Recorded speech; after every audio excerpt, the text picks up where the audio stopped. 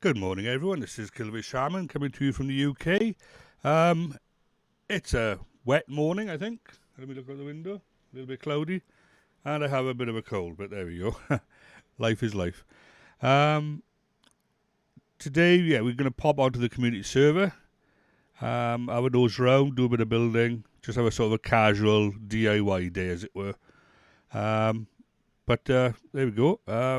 Just before we start proper, our mini for the day, as in something different from yesterday. Um, Here's Han Solo himself. Right, one of my attempts at trying to paint him. But there we go. There's Han. I don't know what he's shooting at. Probably Valheim, but there we go. Um, so hope you enjoy, and let's jump on into the game. Right, so full game.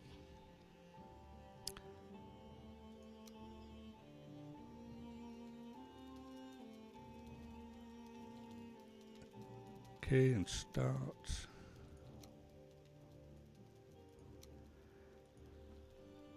Now I did pop onto the server last night off stream, as it were. Did a little bit of building. Not too much though. Enough that I ran out of my stone though. But it won't take long to get some more. Connect.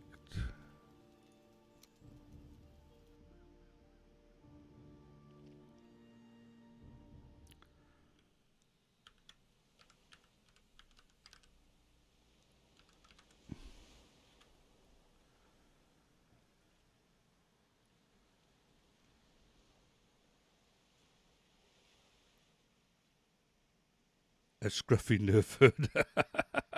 Thanks for that. To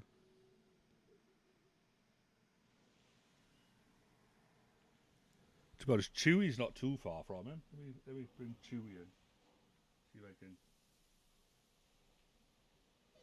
Oh no, I have to move him over, I think. Let's move him over a little bit and move Chewie in. There we go. There's Chewie. All right, that's what you call him. But yeah, what it is? There's a board slash miniatures game called Imperial Assault. And the miniatures that you get from that are these ones. And you can also then get like blister pack expansions where they give you, like, say, Princess Leia, or they give you a variant of Luke Skywalker, or they give you C3PO or whatever. Um, and they give you a bunch of cards, but you end up with all these miniatures, all of them unpainted.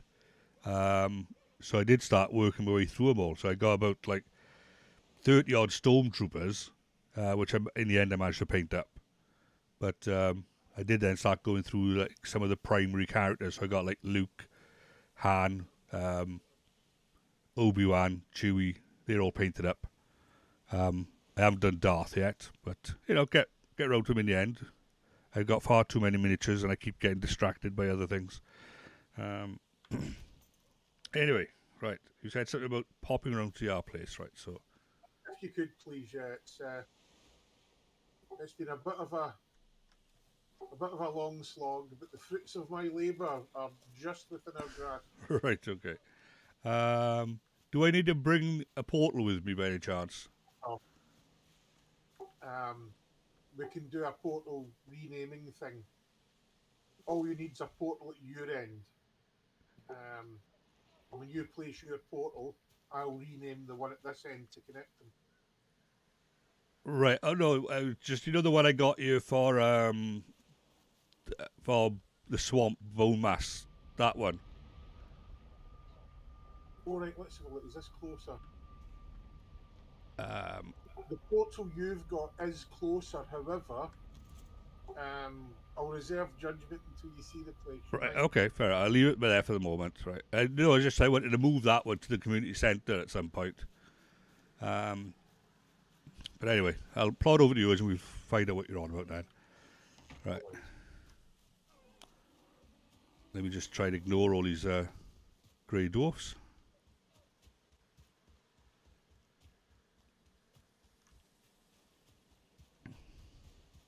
I'm absolutely kicking myself. I sailed all the way down here in my carve. with the stuff to build a stone cutter, Right, yeah. and I forgot to bring copper to build torches and stuff like that. I'm kicking myself.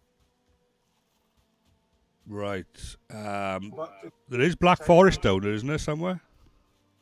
there's Black Forest right on the doorstep. So So you might is have a this copper stream there, or steam, yeah, vein. this is just the preliminary stages.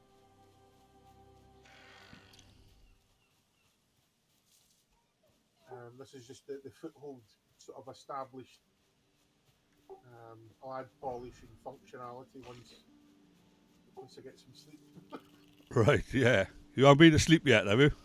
Well, I have, and I haven't. I done most of this yesterday. Right. I did wake up about 4 o'clock and then promptly decided, nah, mate, I'm going back to sleep.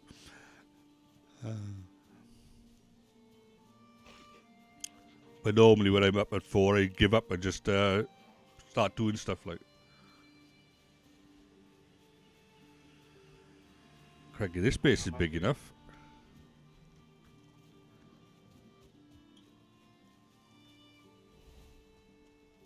Right. And let's close that door. The Right. portal's just inside the main building. You can't miss it. Alright, but there. The one that says site. That's the one. Because it's a building site. Yeah. Oh, good morning, Queen. How are you today?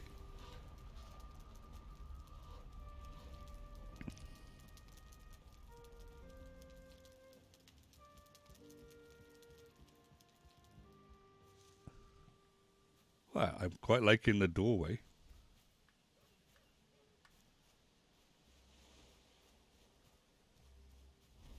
As you can see, it's a work in progress. My goodness. She already cut a moat all the way around. And crikey, Yeah. there's some straight edges with there. Well, part of my obsession. If you look at the back here, I'm cutting away the mountainside to sort of feed the stone effort. Oh, right, I got it, yeah. Yeah, I'm not Not going to. just that, the circlings I've got to have a shooting down into the base. So if I remove the elevation, it should hopefully stop them from doing it. Ah, right. So where are we on the map? All right, we'll be there, right, okay. We're within reach of several towns very close by. Fair enough. One of which I'm in the process of plundering. Yeah, one thing I was thinking of doing, but I might get my son to do it in, like, admin role. I wouldn't mind finding, like, a secondary, like the old Wild West when they're expanding out into new territories, because they got too much population. Well, we're getting a tiny bit crowded on the Gold Coast, as it were. I was wondering whether I could find a secondary site for newcomers to just hop over there and have a nice little meadows area where they can explore from, So maybe just find a neighbouring island, slap a portal from the start zone into that neighbouring island, and then they can just expand out from there, like. That'd be quite a good idea. Yeah. Save them, like, all, having to, like, build a boat to then go find it to then build somewhere. Yeah. And not feel like they're forced to be stuck along the Gold Coast or something, Yeah. But well, yeah. I, for the first time, was it yesterday? Was it the day before? I sailed all the way around our island. Yeah. It's a fair size. Oh yeah, I'll agree with that. It is quite large. Yeah, but as I say, like a secondary portal, we could call it the Wild West or the Wild East, whatever direction it's pointing in, Brave new land. Yeah, and then allow people to just nip through the portal, and expand out from there. Yeah. But yeah, I'll probably either get my son to go into admin mode and fly around, because he tends not to play. He tends to just come on with one of his other characters and just do what needs to be done, sort of thing. Or I could come in with one of my other characters, the one who set up the community house, like. Just a quick one. Your thoughts on this, please? I love it. No, it's this year. Oh, right. This is obviously very much a work in progress. I'm going to build a dock. Oh, right. Let me try and Now, jump up here without dying. Right, there we go. it was fortuitous you logged in when you did because I've had a crunch moment. Do I carry on with the staircase straight down in this direction and build the dock here? Right. Or, and this is what I'm thinking, do I go right on the stairs down here? Okay, well, what I'm thinking is you've already got water by here. How deep you'd have to make it is another question. Because really speaking, you need it to be deep enough to let the boat come in, as it were. You know, as the song goes, when the boat comes in. You got this big rock in the way there. I presume that might vanish soon. Well, yeah, I'm cutting that away as we speak. Yeah. But, yeah, I would probably, my instinct would be to sort of curl around, bring this stairs, like, pointing down this way, and then have the dock on this side, in this gap sort of thing. Yeah. That's what I would probably end up doing myself, just to keep the build a little bit tighter as well. Yeah. And if he's really nuts, you could use this gap on this side and have two docks. Well, believe it or not, regardless of which way we go, this is all getting cut away. Right. Again, it's an attempt to keep the mobs as far away from the base as I can. Yeah. In that case, as weird, even perhaps weirder then, you could have the stairs spilling both ways. You know, like west and east. And you could, not that you would ever need it, but you could have like a pier running down the middle, and you could have ships parked on both sides. So you could have two on, one on either side that end, and one on either side this end. There's an idea. As the saying goes, go large or go home. Yeah, but you would maximise your peerage. Peerage is a word. Making these things up as I go along, yeah. But yeah. Sorry, that tickled me. Peerage, I like that. Good bit of wordplay. Yeah. But yeah, Yeah, so I think I'll do that. That's a fantastic idea. there we are.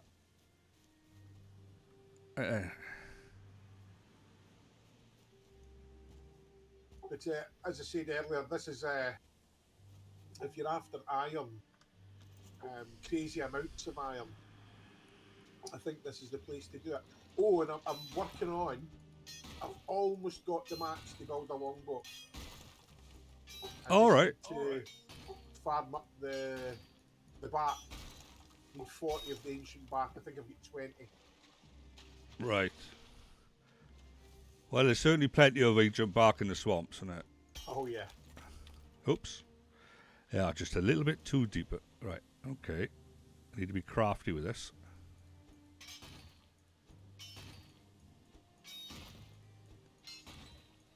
Yeah, my eyes were bleeding by the time I went to bed earlier. I bet. Now, with me, what happens if I've been on the screen too long, or if I've been out too long, in the open air, as it were, because I get pollen issues with my eyes sometimes, especially when the tree pollen's out. My eyes just go so dry, and then they get itchy, and then I start rubbing them, which makes it worse. And then I can't even open them then. At that point, it's like, give up, Yeah.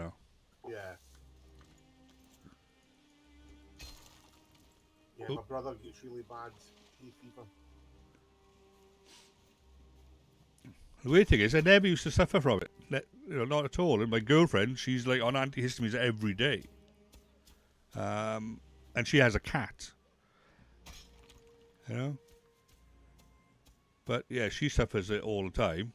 I've never suffered with it. And then, I know, you get old and things in your body changes.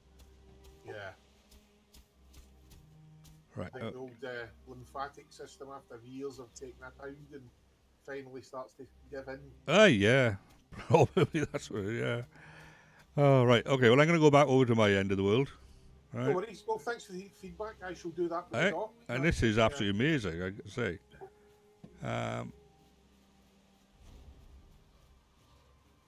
Yeah, you spend far too much time in this game. It's not healthy. Well, It's the joys of early retirement. Yes, well, Um, I wish I could say the same, but yeah, I'm merely well, unemployed. it's either Valheim or I take hostages. All right, okay. So I think for the good of society, Valheim wins out. Yeah. Oh. As weird as it sounds, to be honest with you, I won't be bored when I retire. Oh, I'm not bored. You I'm know. not bored. I've got a variety of things I do to entertain myself. It's just computer games seems to be seem to be predominant in my activities. Yeah, well, I've always maintained that I would be quite happy to a degree not working, but obviously I need money, and I need that self-respect of earning my money. Yeah. But yeah, between like board gaming, war gaming, role playing, miniature painting, fiction and sci-fi, literature reading, computer gaming, and on the odd speck of things like actually computer programming now and then, not often. But if I'm curious about something, I'll figure it out myself, sort of thing. But yeah, I've done all those things, and when I get bored of one, I just switch to another for a bit. Like Oh, actually, I'll read books for like 2 months, for solid, and then not touch them for a year. oh, an absolute book monster. I devour the things. $6 million question for you, given that you're a sci-fi fan and you like your minis Yeah. and tabletop gaming. Are you a fan of Lovecraft at all? Not read the books. I've got the role-playing game, played it a couple of times, as in, Call of Cthulhu, the role-playing game. Yeah. Never got round to reading any of Lovecraft's books, though. I think I have a thing about horror in general. I don't mind classic horror in a sense. I've read Dracula, and I found it fascinating, the whole style of it being written in letters, Yeah. and that was brilliant. But when it comes to, should we say, slightly more modern day horror, I'm sorry, when I close my eyes and I can imagine far worse than what they're trying to describe, and that upsets me. When I watch a film, it's not so bad. They put the imagination in for you, and I can stomach horror then. But I used to read horror books, and I used to wake up with nightmares, Strangely enough, I'm an absolute massive Lovecraft nerd. Right. Second only to Tolkien. Fair enough, yeah. And Lovecraft, a very archaic, very strange style of writing.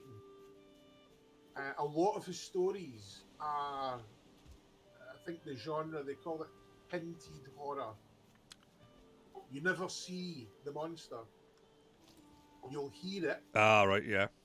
smell it, you'll perhaps feel its influence in other ways, but you'll very rarely see it.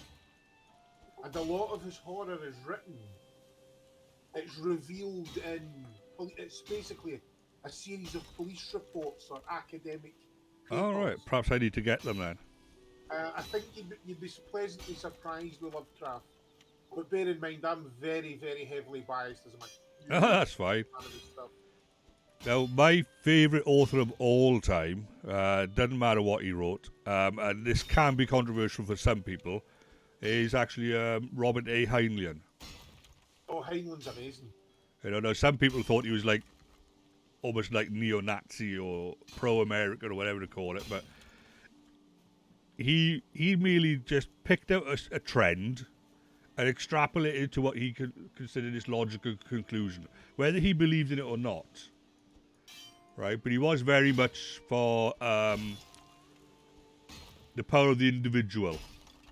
It's our responsibility to, if you want things to be good, then make them that way. And also for manners and self-reliance. Yeah. But I used to love his early books and his later books, because he did get like a little bit weird with some of his books. But he was just taking an idea to its extreme. So, like, when he did Time Enough for Love, which was, in my mind, is magnus opus, it was a case of he wanted to define what love was, basically, and he was trying to use the book to get there, like, you know, and the conversations he has in there about that. But, like, there's one conversation he has, purely theoretical. Now, family-wise, it's frowned upon for families to interbreed, right? Generally for scientific reasons, right? And then he extrapolated that as one of his stories with the two identical twins that weren't twins. They were genetically identical, but they were never related. And he said, right, so they're not family, so there's no moral issues, and they're genetically perfect, so they don't have no bad genes whatsoever. But they are nonetheless identical. What is the bad points of them getting married and having kids? And, you know, and he would take that as far as he could, you know, as a story point.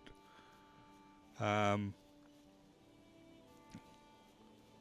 he'd do that in a lot of his books, like in Stranger in a Strange Land. He took religion to its extreme of being a huge commercial thing, and almost becoming a joke.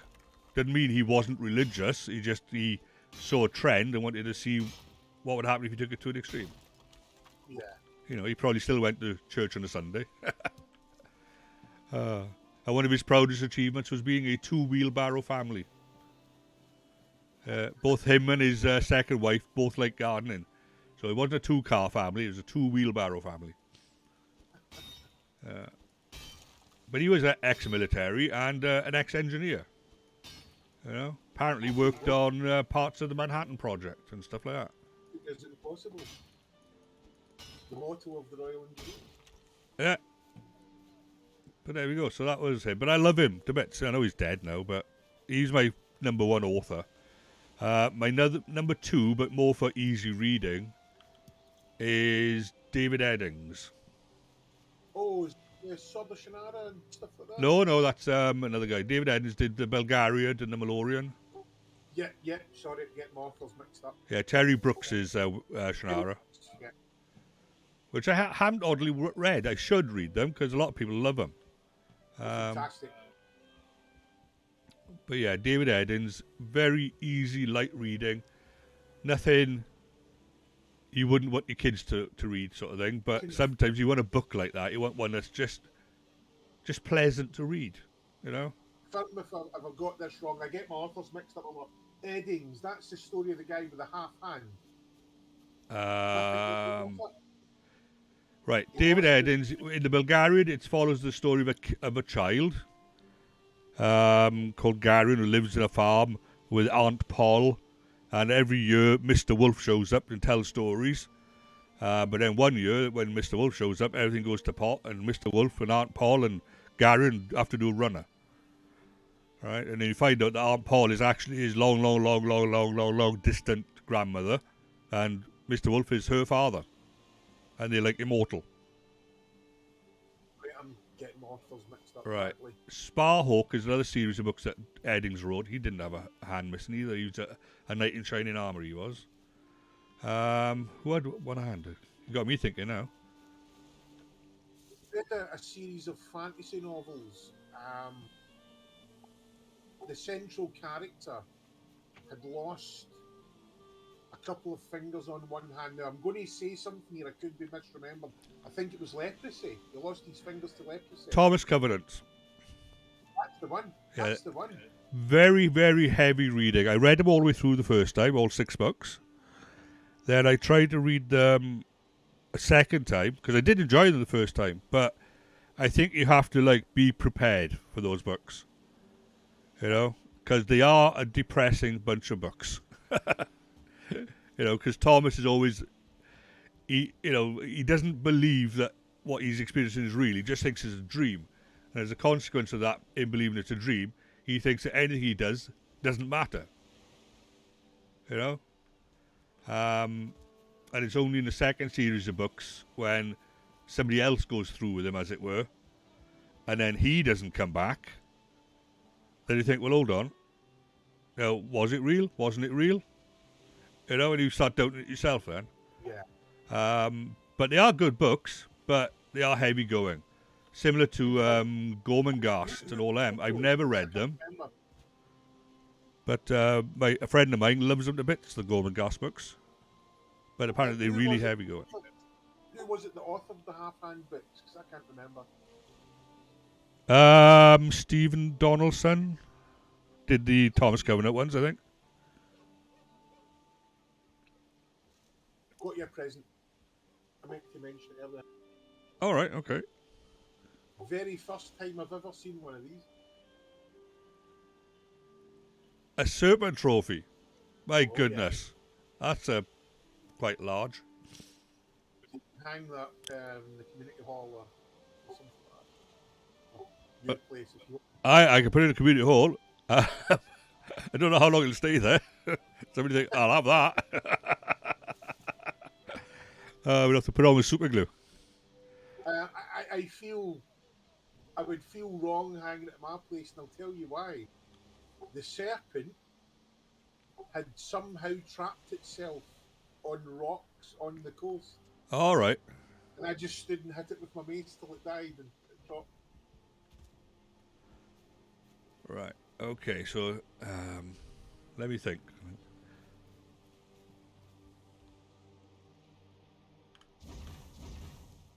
I take it though. I mean, it's almost an insult probably asking you this, but I take it you're a fan of Pratchett. Of course, yeah. Good man.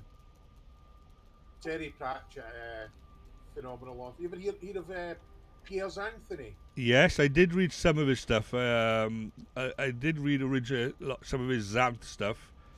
Yeah. Not loads of it, but I did read some of it. But this is like decades ago now, like, you know. Yeah. Do you know, but talking books, you're the first person I've ever spoken with who's also read Piers Anthony. All right, okay. That's, I'm quite glad about that. It's a sort of sense of validation I'm feeling now. Right, okay. Uh, Let me just grab 2 bits Massive of words. fan of the Dragonlance books as well. Oh, Tracy Hickman, Laura Wise. Yeah. Yeah. I'm not saying I might have most of them. But I actually played the campaign as well. Why have I got too much weight on me? Alright, let's drop some stone by here. Right. Right, let's just dump that by there and that by there. Right, I'll do. But yeah, I love the Dragonlance books. They're seriously good. Yeah, they came about. They were like almost co-created / written at the sort of same sort of time. Tracy Hickman, Margaret Wise, best of friends sort of thing. They were reffing / playing a campaign of their own creation at the same time as writing the story. So they would write the story, do a bit of the campaign, write a bit more of the story, do a bit of and so on, like, you know, as far as I recall. That's amazing.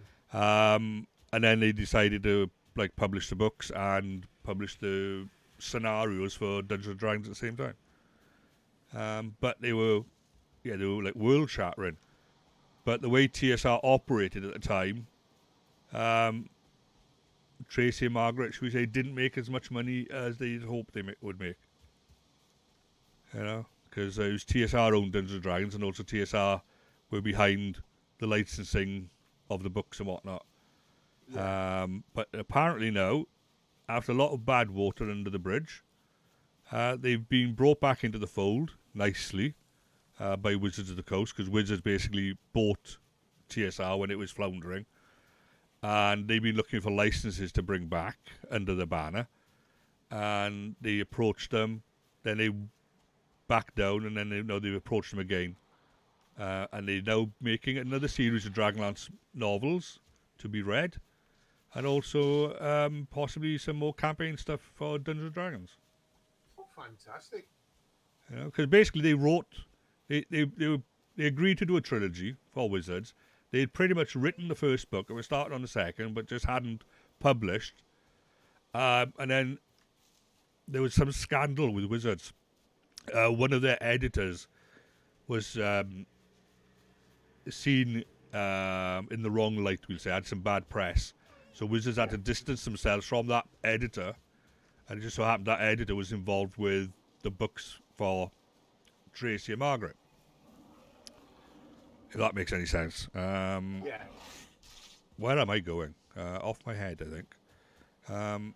So they backed down, and like Margaret and Tracy would actually took them to court over it, thinking, well, hold on, we know we've done all this work already. You promised to do this stuff, and now you're backing down. So they took him to court, and then it didn't get as far as court, if you know what I mean. They eventually settled out of court, and they're picking it all back up now, which is brilliant. You know, for the fans more than anything. The fans have always wanted more Dragonlance. You know, because I think in the end, the Dragonlance books between other authors and Margaret and Tracy ended up spanning something like 70, 80 books. You know, and I've only got probably about 30 odd of them on my shelves. Yeah, I mean, I was given. I used to work at Battle Group headquarters as a radio operator. Right, yeah. Essentially, a lot of sleepless nights monitoring radios. And one of the guys that was on the opposite shift handed me this. It's like the Bible. It's huge, and it was a trilogy in one volume. I got it, yeah. Is it Dragons of Autumn? I can't remember the name of it. Yeah, the first one is what is it? It's autumn, then winter, then spring. They're the first 3 books. That's it. And That's then it. years later they did Summer Flame. No, I've not read that one. But I read this. I devoured this thing in record time. And Josh, the guy that gave me the book, when I gave it back to me, he had. And again, I can't remember the actual name of the novel, but it's The Paladin Humor. Yes, yeah. It's his story, but I think he falls in love with a silver dragon. That's correct, he does, yeah. He handed me that, and I read that, and again, absolutely loved it. Really good fantasy authors. Yeah, I got that one, yeah, The Legend of Whom. I'm sure I have. And a collection of short stories as well, set in the Dragonland sort of universe. I'll tell you another fantastic book. Now, I'm not even going to attempt to remember the author's name. It's a woman, but the book's called Grunt. Have you ever read that? No. Simple question. Now, this predates 40k. What would happen if classic high fantasy orcs had access to the weapons and vehicles of the US Marine Corps? And it's a comedy fantasy book. And it opens with the classic high elves in shining mithril armor on horseback. Right. With silver tipped lances and ornate armor. They're actually bored because they always win. They charge the field. Facing them is a horde of orcs and goblins, kobolds, and various demi-humans. And just as the elves, yawning as they charge, get within range, the orcs pull out armor lights, bazookas, and start playing. It is absolutely hysterical. Her sense of humour is amazing. I highly recommend. It's called Grunts. Fair enough, yeah. Right, let me just put this by here. I'm trying to put this serpent head somewhere, but I might have to raise the level of the roof.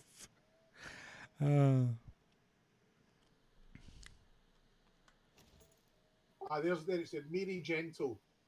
That's the name, is it? Yeah, that's the name of the author, Mary Gentle.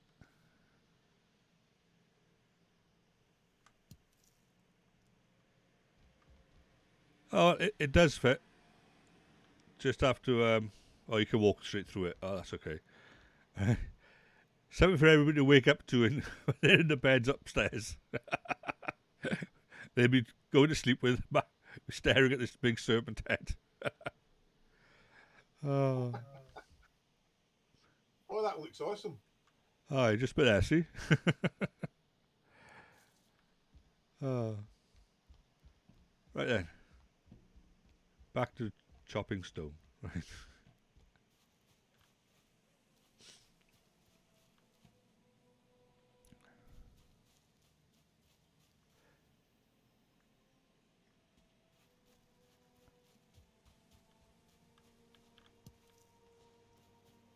My theory today, I'm going to give it a try, but I'm going to try, see how I feel.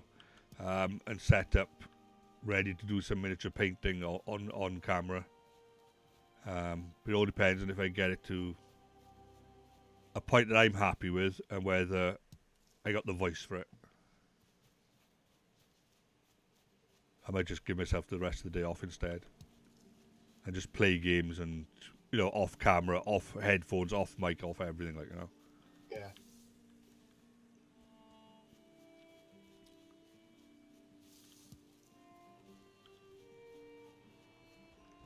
Yeah, I think if you're feeling a bit under the weather, a little break might do you the world of Yeah. good. I don't know where it came from, though, to be honest with you. I had a slightly busy day yesterday, and I was caught out in the rain a little bit on the weekend, but it wasn't like a huge amount. It was only like a quarter of an hour. I'm not that pathetic that, a little bit of rain will make me ill. But You'd be surprised. I've been laid low by stuff like that before.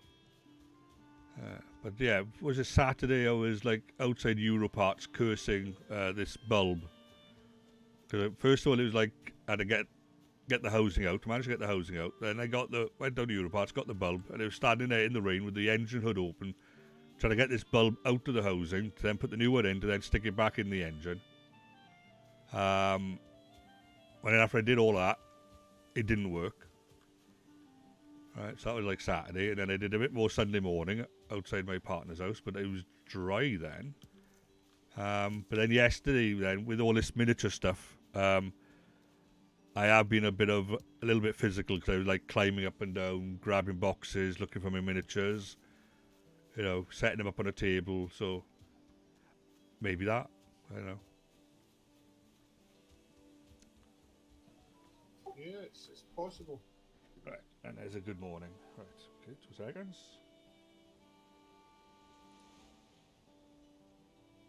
Oh.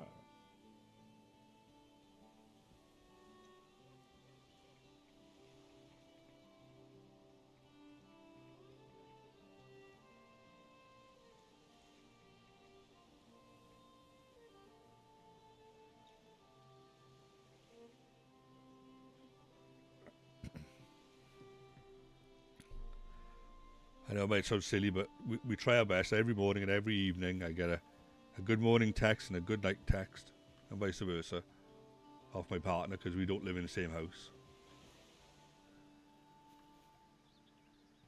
And sometimes I don't hear it. And woe be told.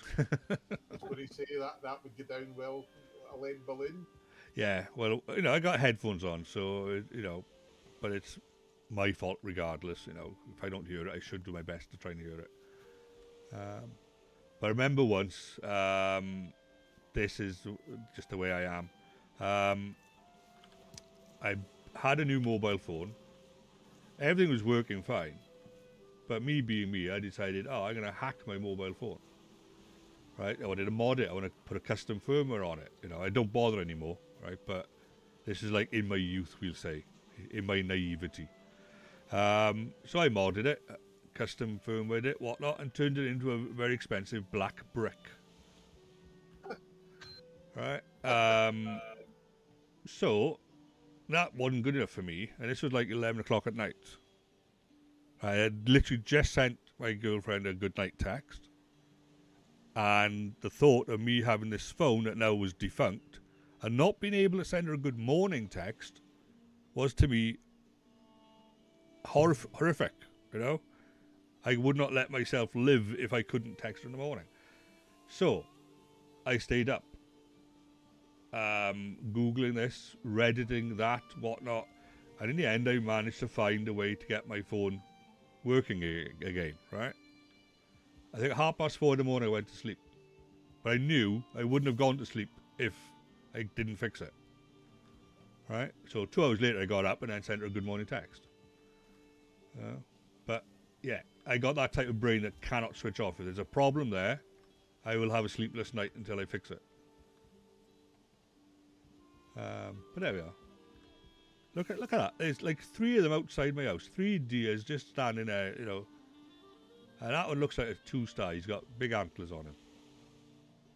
They just park their butt outside my house.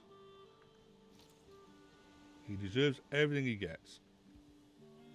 Yeah, it is a 2-star as well. Now let's get that other one out of the way.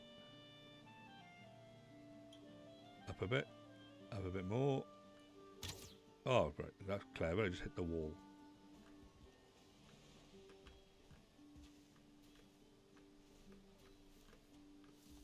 Oh, for crying out loud. You can jump on the fence, but you can't jump on the wall next to it. That's just stupid.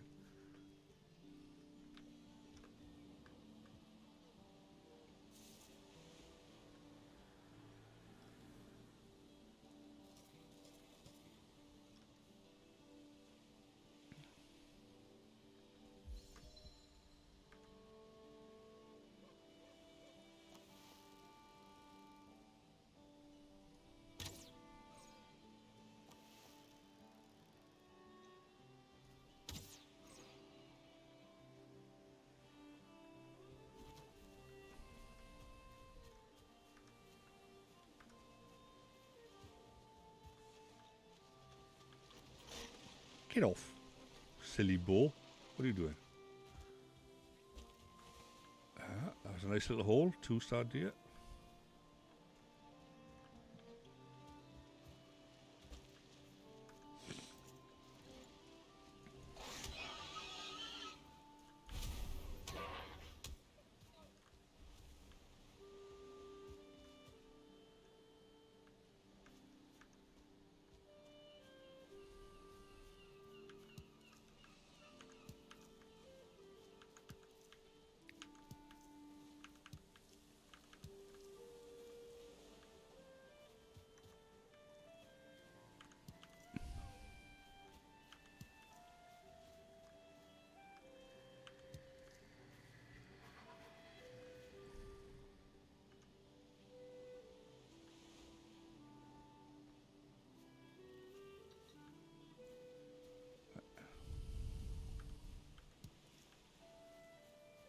Let's chop up some of these stones by here.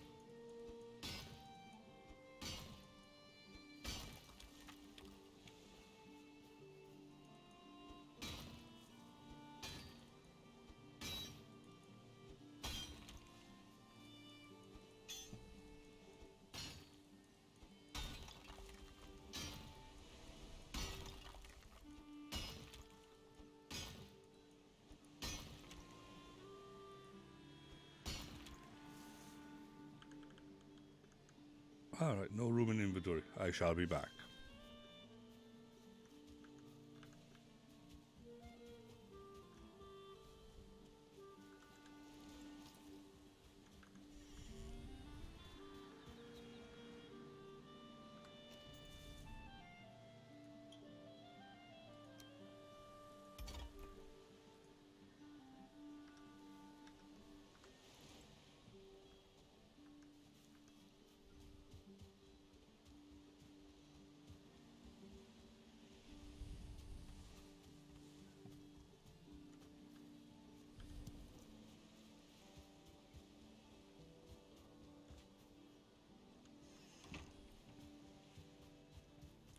Let's put all this stuff away.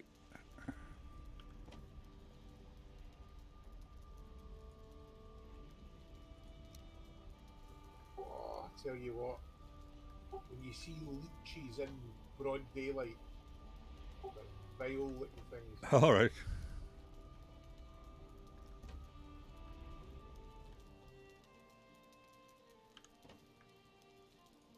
I'm in the Black Forest, right on the edge of the swamp, mining stone. Yeah. I turned round, 3 leeches at the water's edge, just straining to reach me. Absolutely vile. You get the blood bags from them, isn't it? Yeah.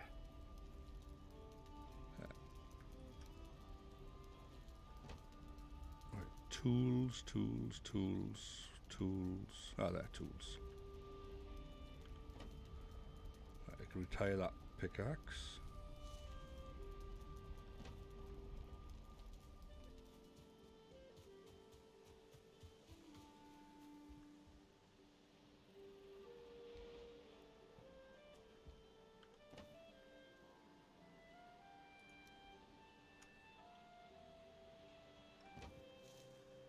Honey, for there. Mushrooms for there.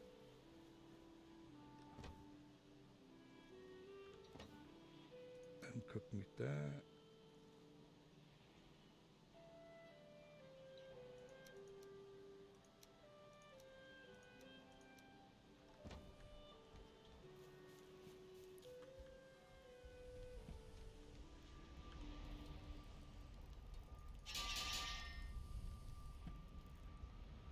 Right, so what have I got missing from over here?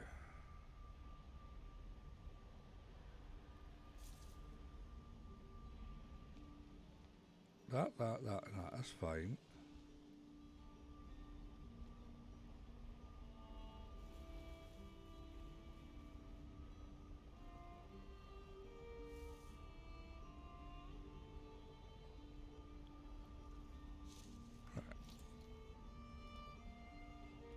Crafting. Okay, so we got that. We got that. Deal. Right, so we need to build that. We got the little anvils. We need the big anvil and this, that. So we need the cooler. Right.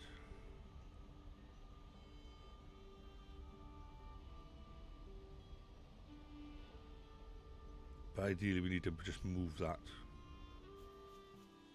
Yeah. That's what I should be doing. I should be making a separate workshop. Take it off the side of the house.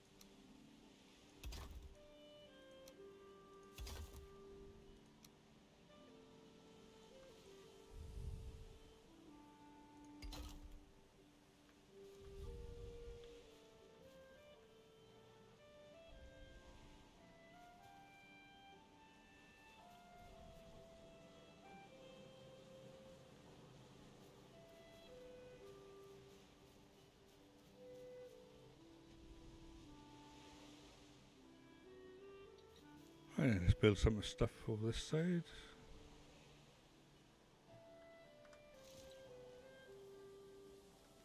Smash up some more stone.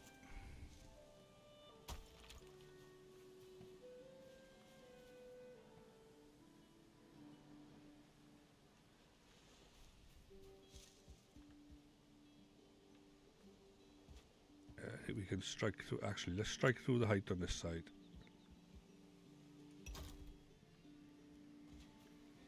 I think that'll be a good height to keep at this level.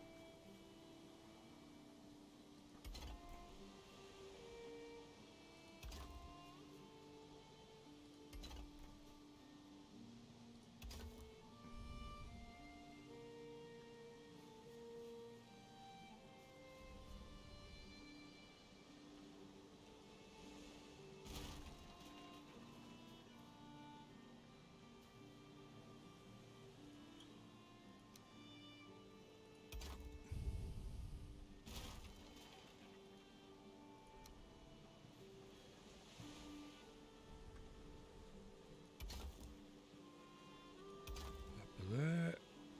Another one of those put there. Oh, can't get the angle quite right.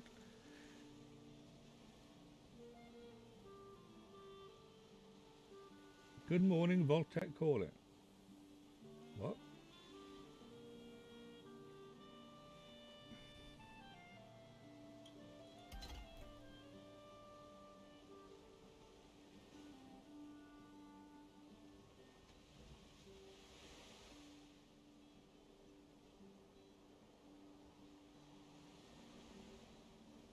You're confusing me there, boy. But you're awake, are you?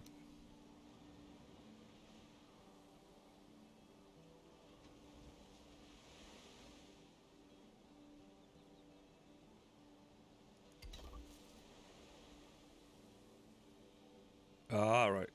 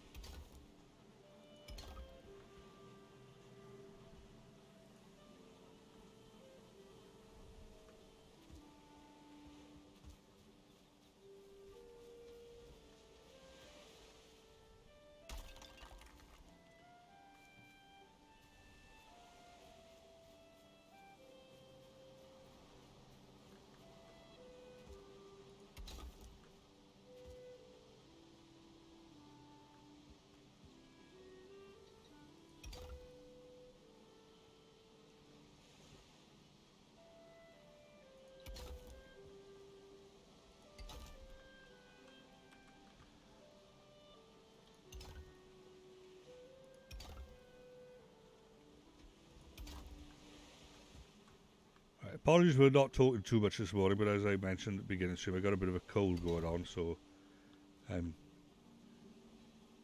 will answer questions, obviously, but I'll probably not talk that much just to give my throat a rest.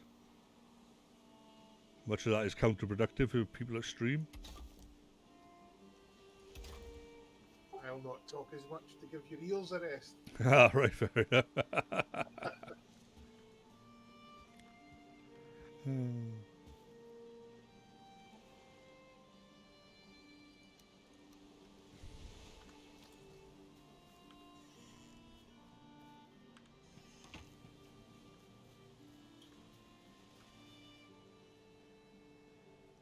We're nearly most of the way around the base.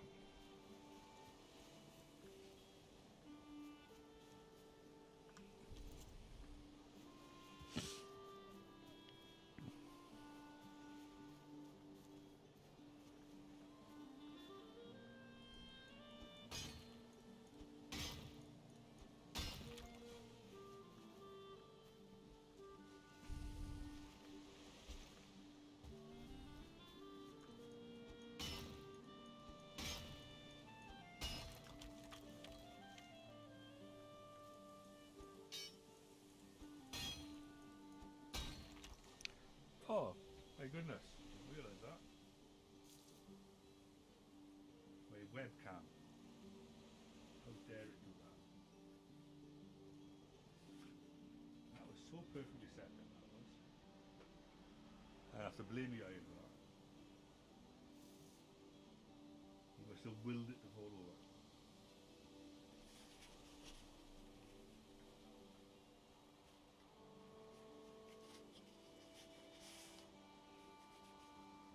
Two seconds, folks. I'm just going to sort this out.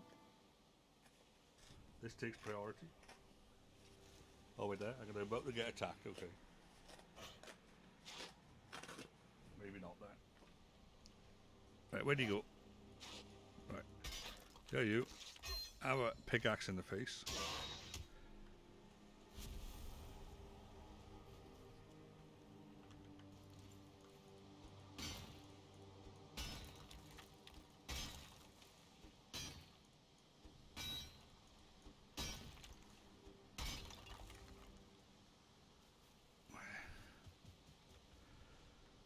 Right, safer by that.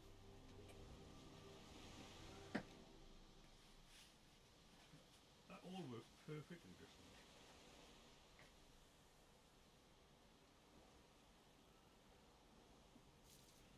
Put my Lego back together. As it were.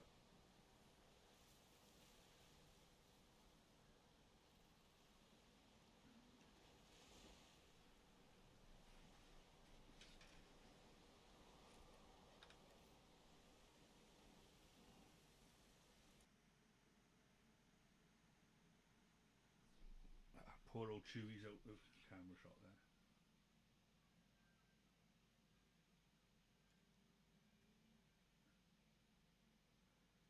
Because of my head.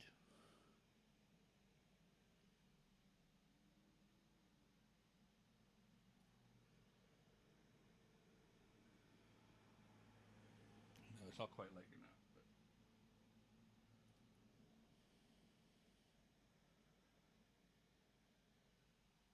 But no, fine. Chewie going in the background.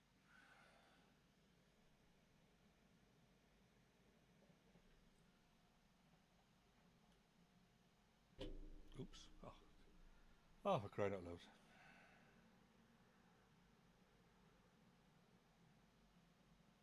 And you old rascal. The hand of God or Monty Python is coming down.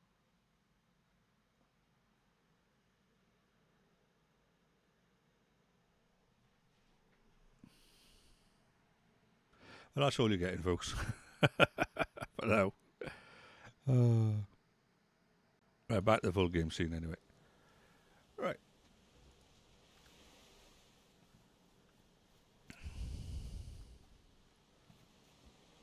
How much more stone do we get out of that? Oh, a little bit more. It all helps.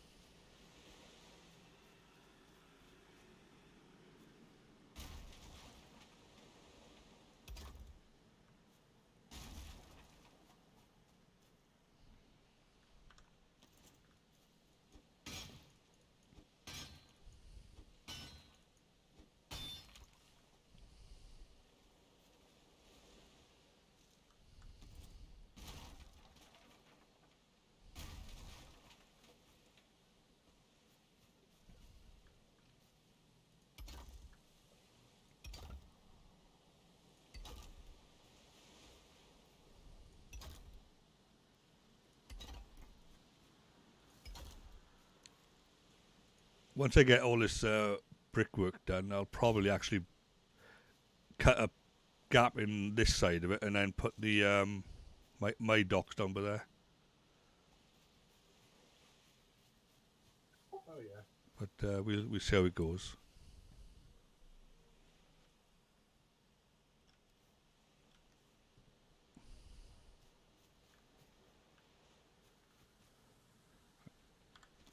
Let's nip outside, get some more.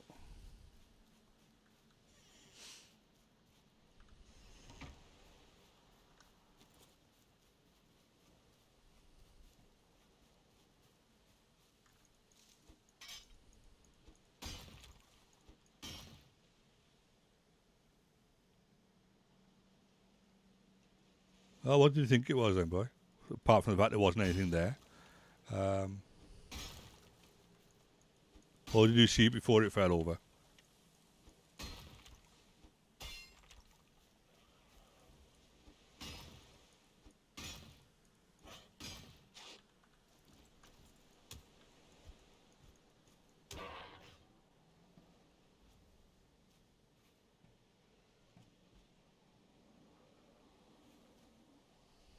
Oh my goodness.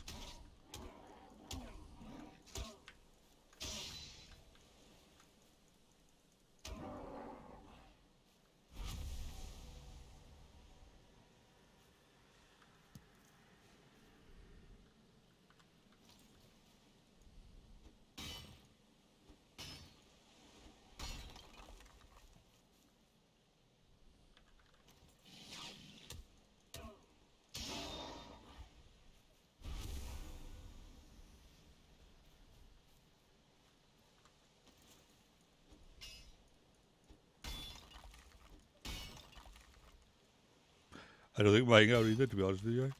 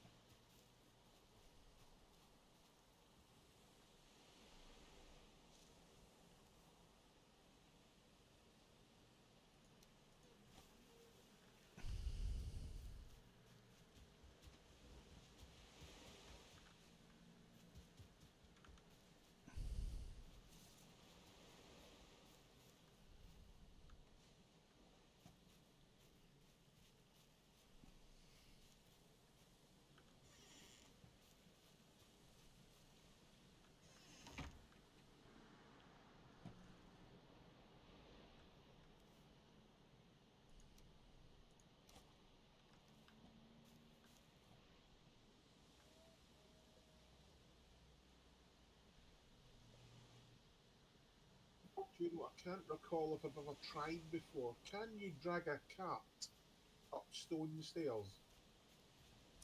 Probably. I know you can swim with them. No, can you? Well, I've crossed rivers swimming with a cart pulled behind me. Oh, nice. I didn't know you could do that. So, yeah, and I've gone down very steep cliffs backwards with the cart going first and me going second, facing uphill to slow it down, like, you know. Yeah, I've done that. I've never swam with a cat. That's interesting. Yeah, so basically, if you want to do long distance, take lots of stamina potions and swim with a cart behind you.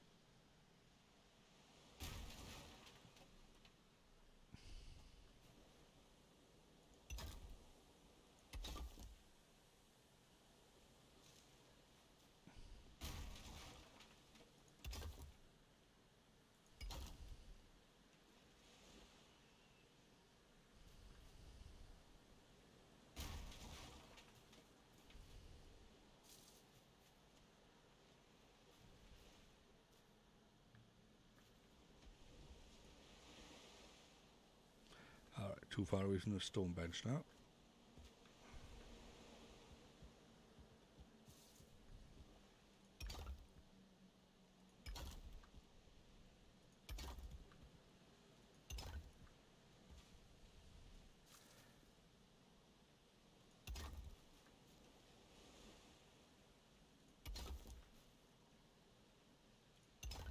Yeah, if you look at my stream now, anybody, right?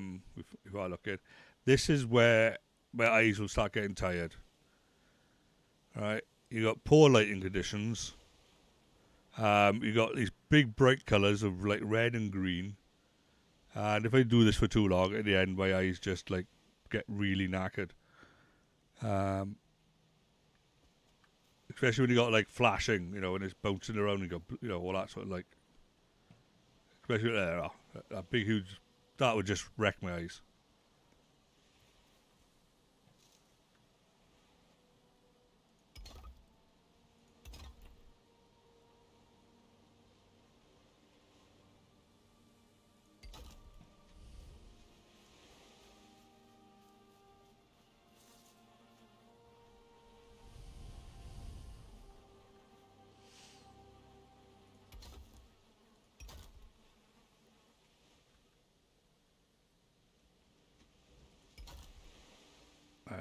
Stone again.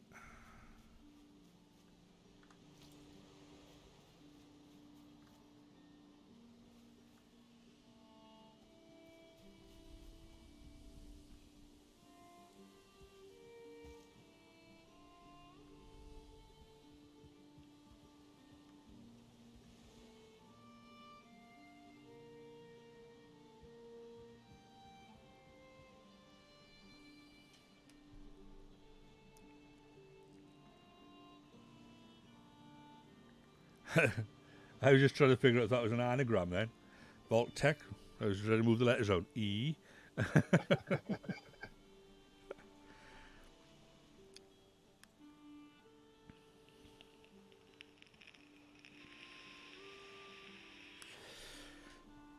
it's the same with all these games where they got like this sort of camp building aspect. Fallout's the same. You have these like bright holographic like red or blue or green, whether it's a good place or a bad place and whatnot. And after a while, I say if you've got tired eyes or whatnot, it just wrecks your eyes then.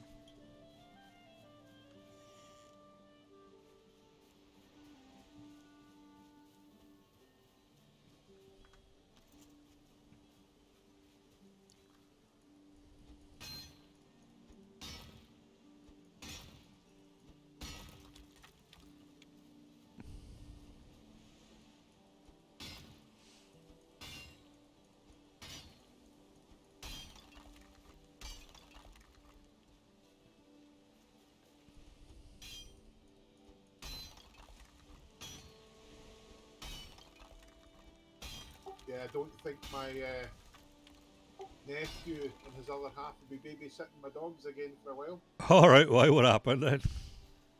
Um, when they were walking them yesterday, now I'll doctor the language that I would normally use to describe it. The female Right. produced a present on the pavement, which obviously they had to lift. And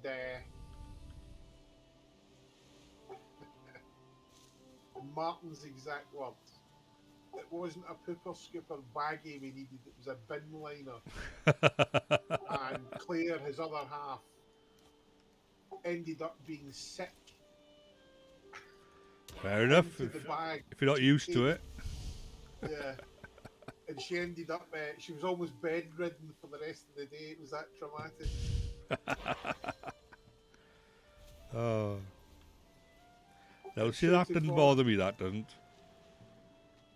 I used to have a really weak stomach for it, but when you own dogs, after a while, you become desensitized. Yeah. But Martin said that the most disturbing thing was the way it maintained eye contact whilst it was producing it. All right. It wants to know it's safe, isn't it? They keep an eye on their master while they poo, just to know that they're safe while they're doing it. I think Yain said that once, did he, boy? He sometimes researches some weird stuff.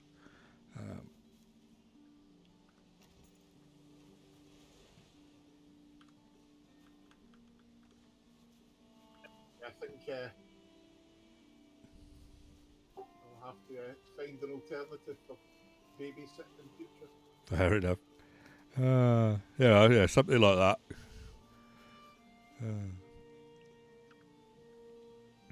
I mean, like I said, what was she expecting? Tinsel and Angel Delight? Yeah. I always remember a long, long time ago, right, before Yain was born, right, so that's how long ago it was. I'm weighing too much now. Okay, let's get rid of that.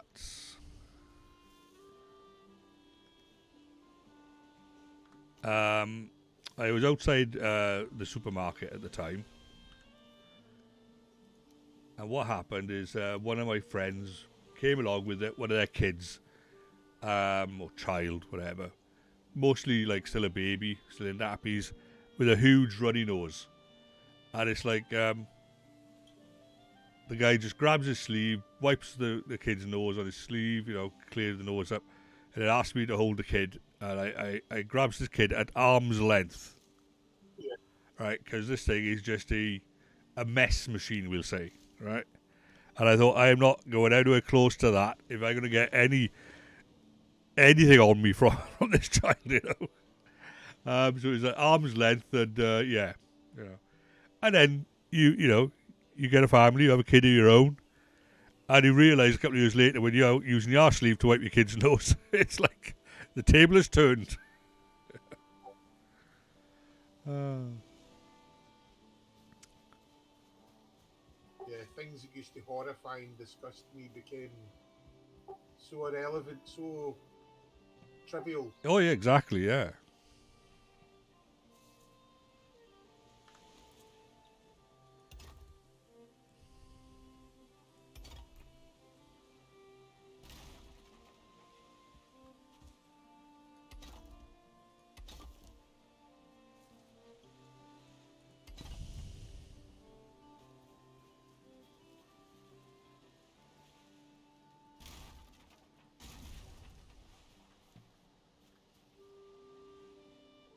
See, now this is going to bug me. If you look closely, you just won't see underneath that stone. It's not quite touching the ground.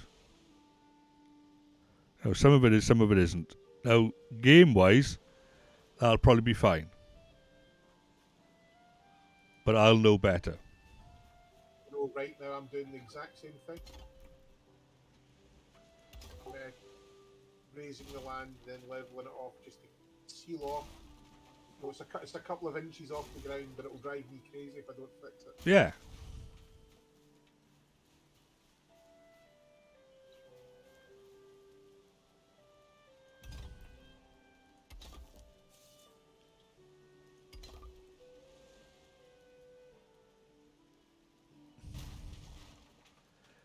Another trick here is as long as you're inside the circle, you can build outside the circle, which is really weird.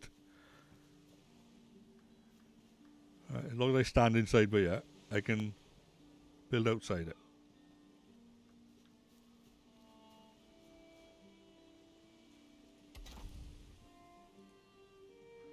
Right, need more stone. Not much more though, to be honest with it.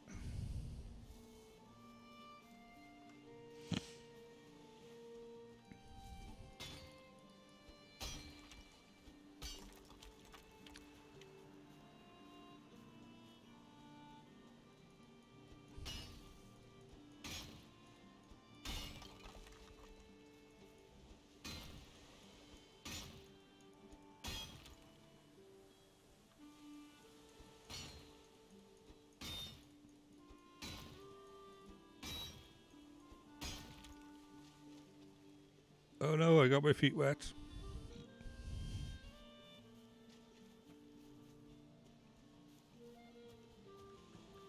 Oh. As long as I don't end up... Oh, I'm swimming. Quick, while the waves are out.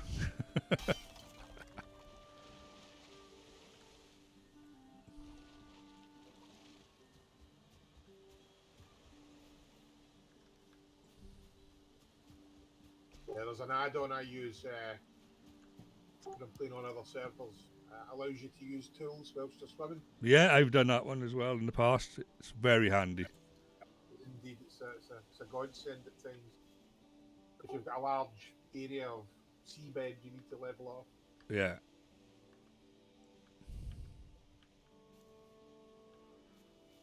Okay, you stand in that side and come at it from here.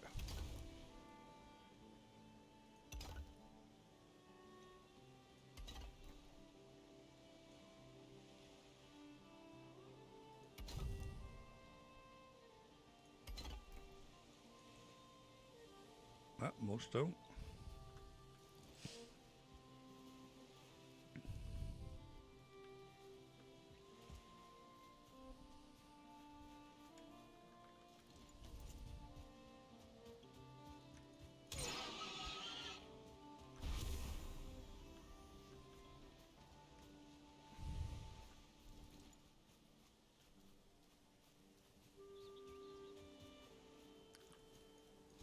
Yeah, so a little bit more chopping of stone. We technically all the way round. We just need to raise the level now.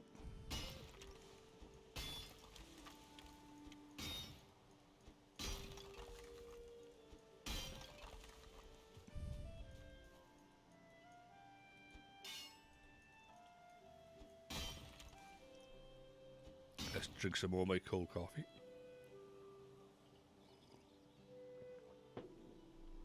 Oh, last night, you're gonna love. This is for everybody, right? With my miniature sort of streaming idea, I've been collating my Space Marine army, gathering it all into one place. Because I think it was about a year or so back. No, 2 years ago. I had been collecting this magazine, which was to do with you get like a mini this week, next week you get a pot of paint, the week after you get 2 brushes, week after that you get a jet bike or whatever, and then 80 parts of a magazine later you've completed the collection, and you've got yourself a Space Marine and a Chaos Army. And at the same time, I would be collecting like the starter boxes where you'd have like 2 armies. One would always be Space Marines. End result, I got loads and loads of Space Marines, all from like different chapters or different this and different that. And I had nothing really to do with them. But I've also got this idea in my head that bright blue Space Marines, or bright red, or bright green, well, not bright green, bright yellow, doesn't quite cut it in my mind in a combat situation. Really speaking, if you're in combat, depending on the environment, you need to be in camouflage.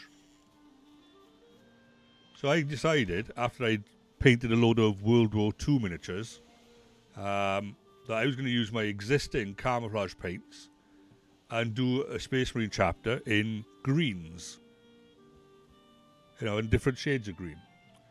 So I then decided to get all my miniatures together from all my various sources and put them all on a table and thought, right, this is definitely a job slot. And started to work my way through them. I never finished it. But yesterday, I was pulling all of that army back together to put on the table to show everybody. And then I says to my son, I go to bed now. I'm on my way upstairs. I thought, oh, what's that in the glass cabinet? Oh, that's where the rest of my army is. So I then spent the next hour shuffling another load of miniatures upstairs at like nearly midnight, just to ready so I can show everybody on camera. As sad as that is. Right? But just to show everybody, right? Because I will show again later on, well, maybe tomorrow when I do the miniature stream, but just for the benefit of everybody, miniature full, right. We'll pan this out, right? Or to be exact, we will lift it up with mod technology. But we got all those guys at the back, those giant robots, right? Right, we need autofocus back, don't I? Let me get autofocus back.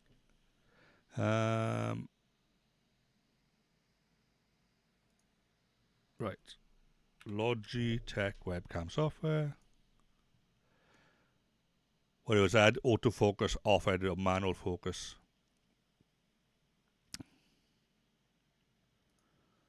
Advanced settings, camera control.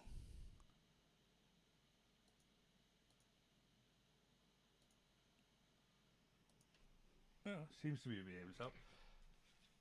Right, so yeah, at the back there, you got like a big, huge walkers, right, as it were, and you got some tanks over there, and then you pan around here, you can see all the rest of my troop, right, and you can see they're all in different states of colour, we'll say, right, but in amongst all this, I'll just grab one to show.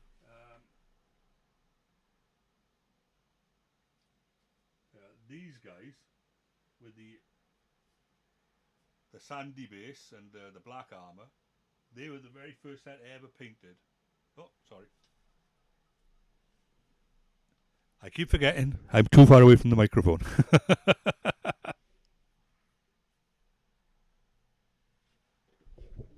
Yeah, so that black guy in front there is the very first miniature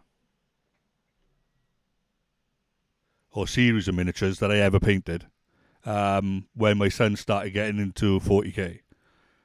Right? It was a terrible attempt at painting.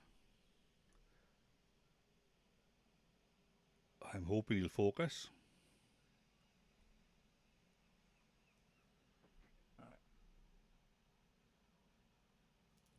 Let's put. We're kicking Han Solo out. Right, we're kicking Han Solo out of the picture altogether, right? But there you are. Right. He's almost focusing. But yeah, so all that army in the background. First edition 40k rulebook. Yeah, right. Yeah. I don't care. I would go for realism. Not, but then again, 40k is not real anyway. Right. Anyway, back to this. Right. So you get the idea. I wanted to paint them a certain way and get that theme going all the way through it. And to be honest with you, the figures I like the most aren't the Space Marines. It's actually the underdogs, if you know what I mean. I prefer the Imperial Guard over the Space Marines. I like playing Tau, but yeah, I prefer the actual Imperial Guard. Thinking they'd always like the underdog, the underappreciated, but, you know, and the cannon fodder, basically.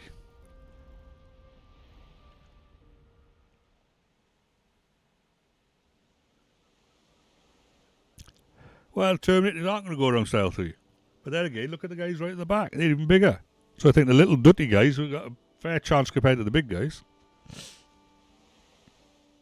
But then again, why did they camouflage tanks? It wasn't because they were trying to be stealthy. It's when they parked up, they don't want to be seen. All they have is a gun poking out of a bit of fish netting, you know?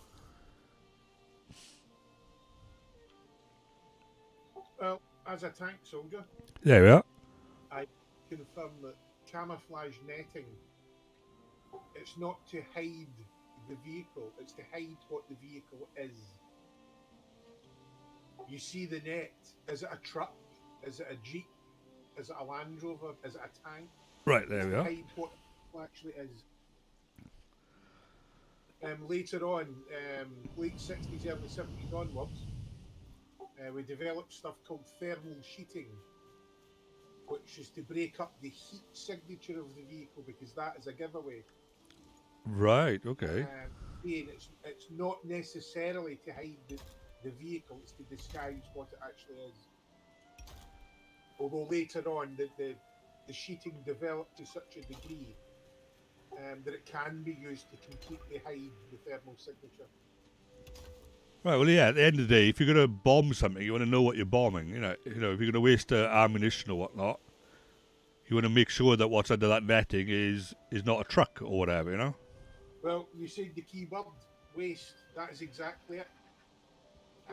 If you're going to expend, a series of anti-armor ordnance, you want to make sure it's armor you're actually hitting, Yeah. not just something that small arms fire, for example, could destroy. Yeah, not the food truck. Yeah. You don't want to destroy the Derby. But yeah, that quote from the first edition rulebook. I remember reading the 40k first edition rulebook, and there was several things that stuck in my head, and that was one of them. That little snippet. I think it was an Inquisitor. Right. It was a quote from an Inquisitor. Oh, sorry, a Commissar, an Imperial Guard Commissar. But you see, that would harken back to, like, probably the Napoleonic Wars, Waterloo, where they all lined up on a battlefield practically. Which, let's be honest, that's what 40k is. You just line up, on a battlefield, pre-planned almost. I know you got to do it in order to be able to have two people on the same table, but still,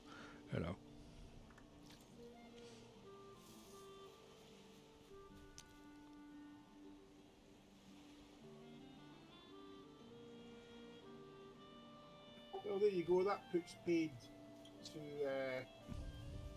something I've seen in a video. last week. Somebody was saying in a video on Valheim that your base will not be attacked unless it has a crafting table, a fire, and a bed. I mean, that's have all three. Yeah, well, I've just been attacked, and I've only got a fire and a crafting bench. So that puts paid to that theory. Let's be honest, I've been attacked with just a workbench now. Literally a portal and a workbench. And they go for the workbench. So not even a wall, you know. Just a portal and a workbench next to it, and they come at it and they hit into the workbench. Maybe it's the workbench that attracts them. Yeah. Maybe if you just remove the workbench, but obviously then you can still sleep there. I'm sure, but you wouldn't be able to add any additional stuff. I wonder, is it a workbench, a fire, or a bed individually? Although you can't really have a bed without a fire, can you? Or you could. You could build a fire, then a bed, then destroy the Yeah, you fire. could use it as an auto-save, the bed, but you wouldn't be able to sleep on it. Yeah. So I wonder if it's just any of those three individual components that could be a target for an enemy raid. Yeah, could be. Right, let's nip outside for one last castle run. 13 parsecs? I don't know. Yeah, I was doing it yesterday, World of Warcraft. What did you buy? You said it was 15 minutes, wasn't it? So maybe it's 15 parsecs. Yeah, in World of Warcraft they got such silly things, but their references to other films and books and whatnot, it's always funny when you discover them. Yeah. Well, look at the shrine to Gary Gygax, and that was a really nice little touch. Yeah.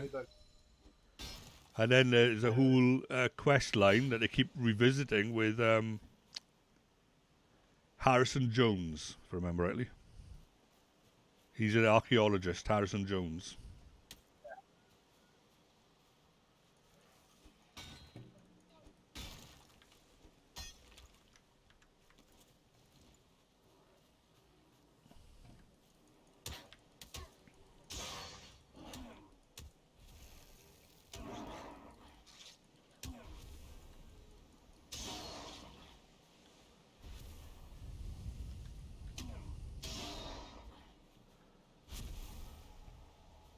They never learn, these grey dwarfs.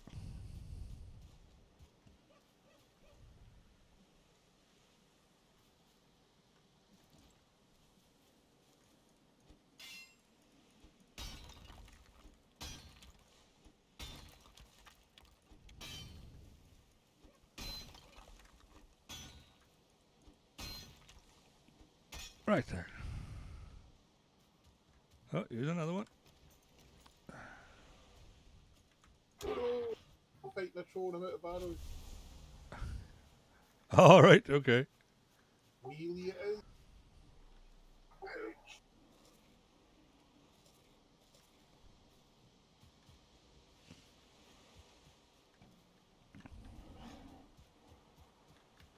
Just going to tease this brute while my hit points come up.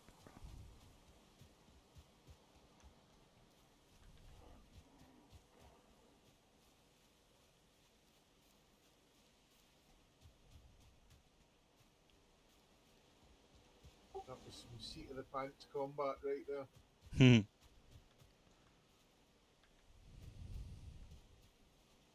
Got him down to about a third health, then ran out of arrows. All right.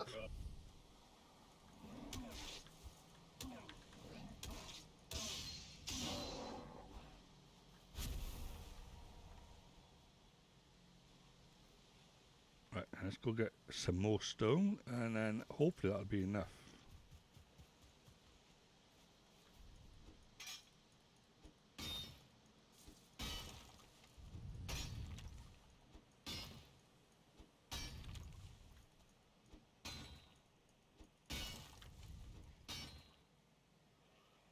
Hello, Wilson. How are you? I'm just having a little quiet stream. I got a little bit of a cold going on.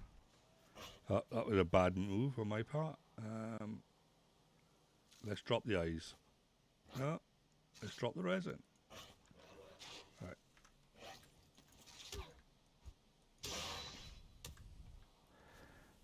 Oh, that's fine.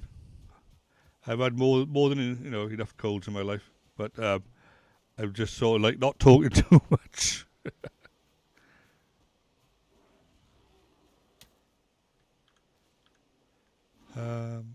Oh, I'm too heavy again. Why did I pick that up? I saw something shiny on the ground and I just had to pick it up, didn't I? Oh.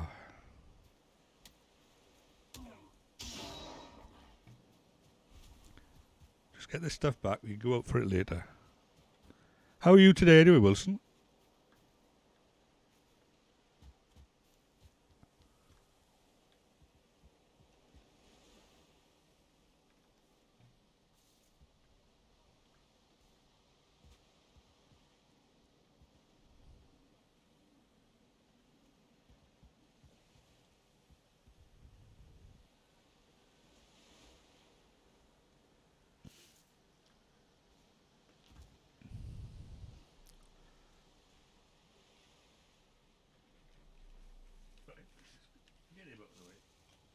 Let's put Han Solo back. Where's Han Solo? Hello, Han Solo. Come back. All is forgiven.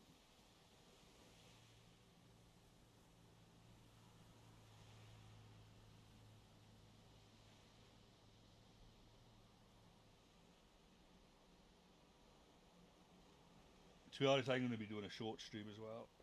Oh, sorry. Yeah, I'll be doing a short stream as well, to be honest with you. Yeah. If you look in the bottom corner of my screen, Wilson, you will see my mini of the day. It's a silly idea I'm doing at the moment. I now got 2 webcams, so got that going on now. Right.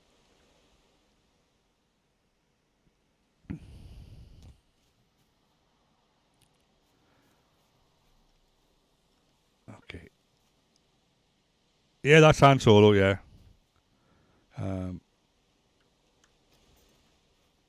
As painted by me, that was.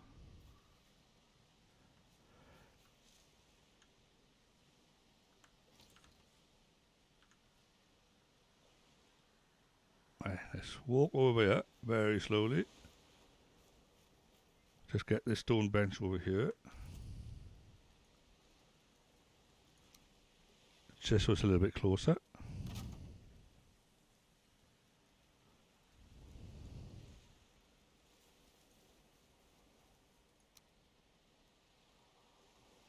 Right. Probably just with the benefit of Wilson, in case he got bad eyesight, like me. Yeah, Wilson, there's Han Solo, right? I need to tweak the focus a little bit, but it was a rush job, we'll say.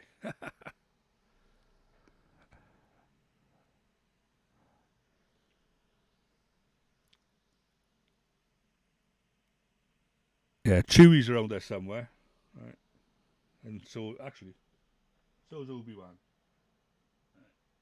There's Obi-Wan. Right. Play with my toys now, see? There's Luke. See, there's Luke as well. See, they're all there. The whole gang's there.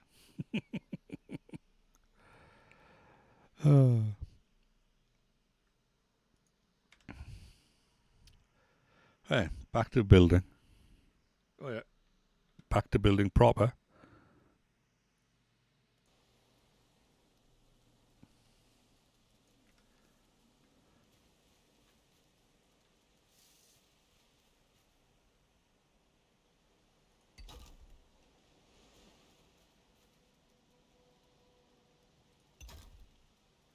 How many levels? 1, 2, 3. Yeah, 4 is what we're aiming for.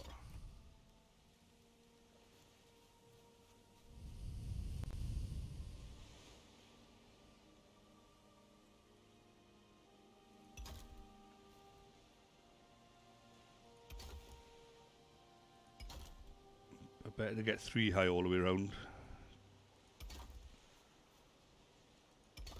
rather than 4 in bits.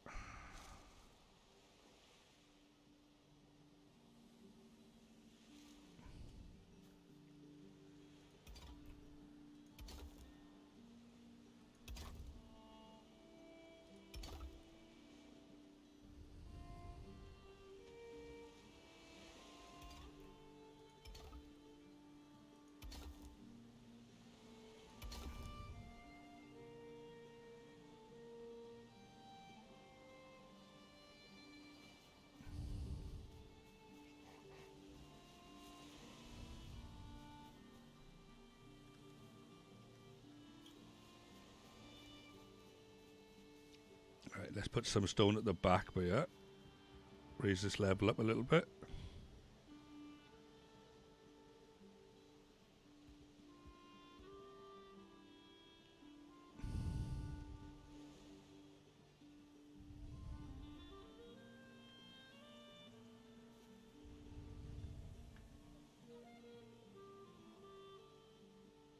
Typical of that. Let's go over this side instead then.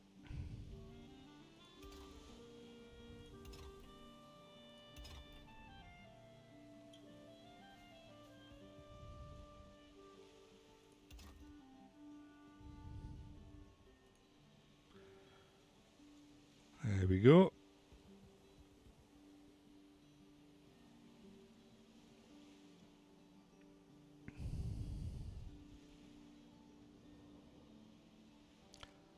So we need a few more back there. And then we need to bring that to about by here. So we really don't want to carry it through with like 5, but 1, 2, 3, 4.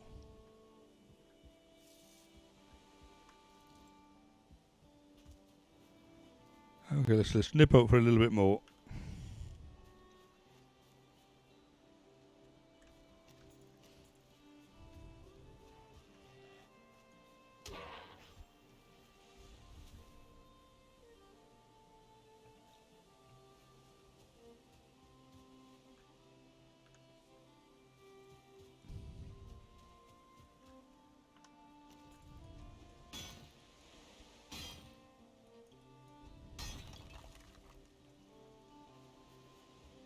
Oh, we left a load of loot on the other side, didn't we? So let's go pick that up. Keep Britain tidy. Or keep Valheim tidy, in this case.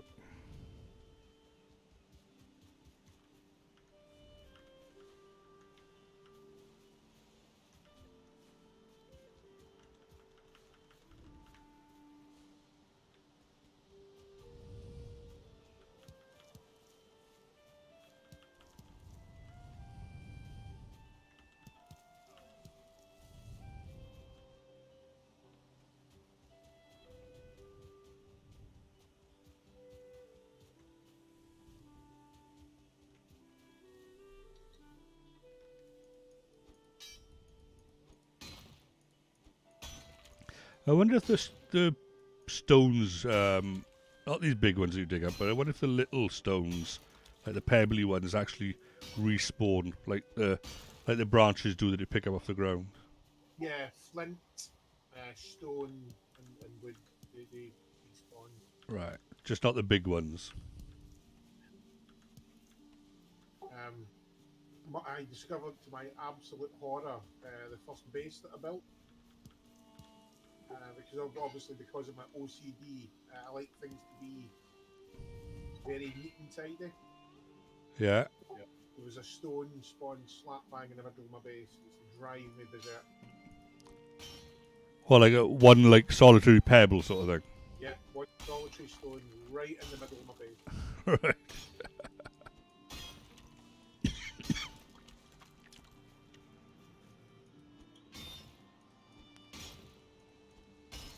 Try to explain it to people.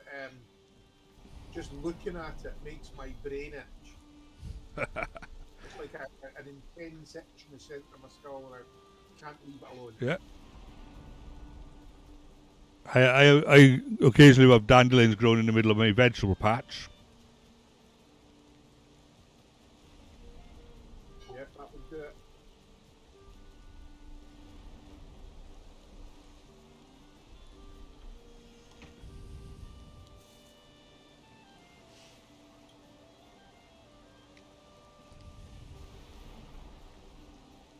Look at that water out there.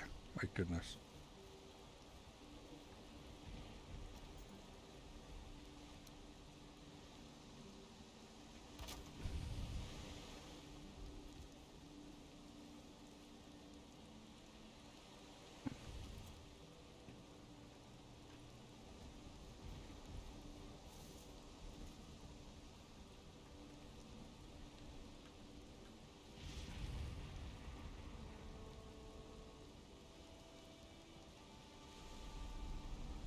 I just stand there and look at the storm.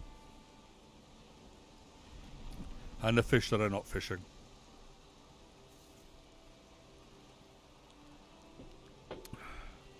If all you fish could just kindly just jump inside my castle, I'll pick you all up later.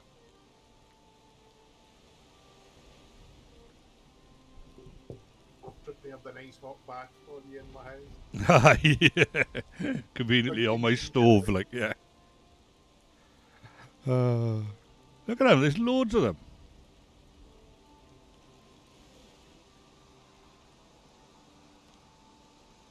You can guarantee if you go and get your fishing rod and some bait, when you come back, they'll be gone. Oh, definitely. Yeah, because you lot would have come round and fished them off. I'll go looking for my rod and he's like already there. The fact that they're poached makes them taste better. Yeah. All right. Yeah, but I did have a reason for coming up here. Just easier to actually do some of this.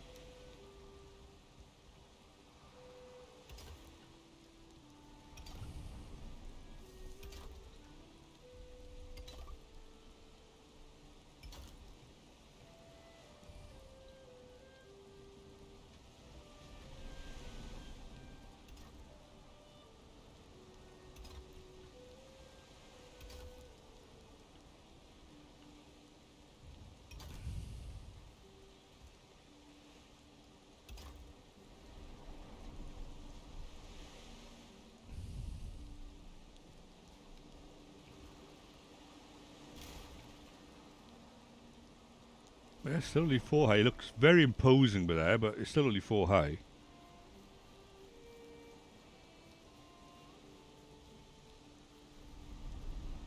Right, let's knock that down. Once again, build it up by here.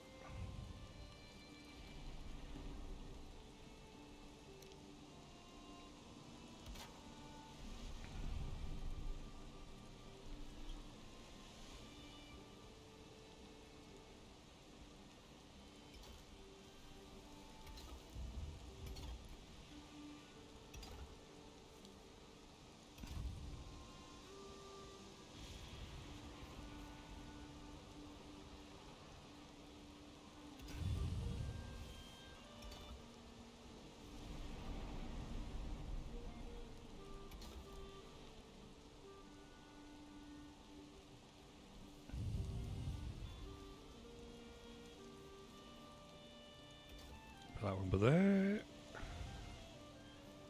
Oh, come on. I gotta go back out. I need an umbrella if I'm gonna go back out.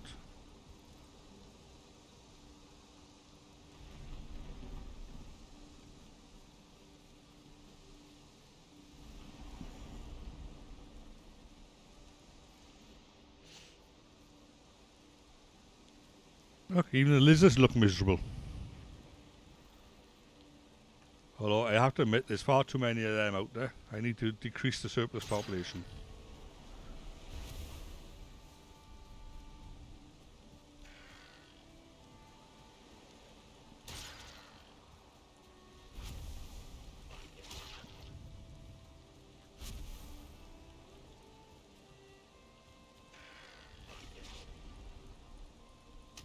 Stop running away when I'm trying to hit you.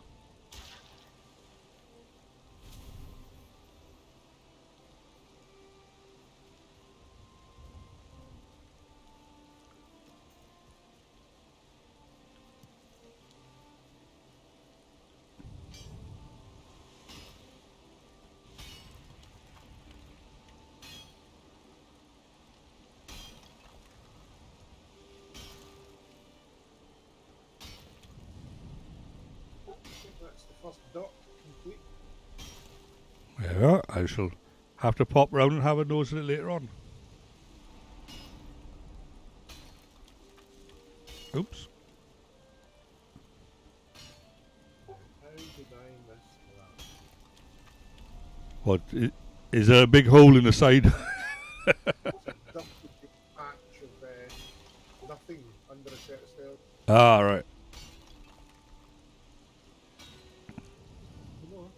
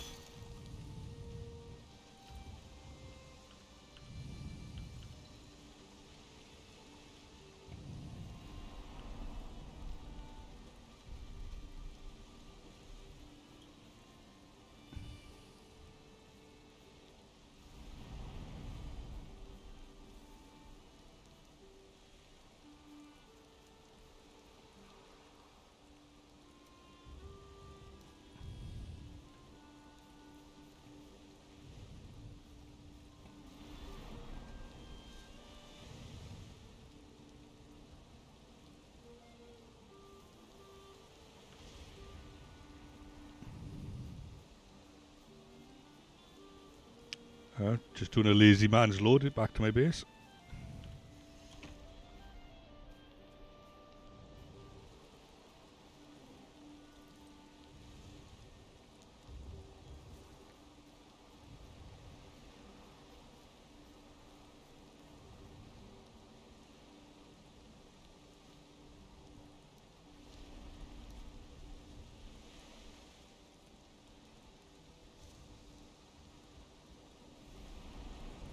So we wanted to put this one by here.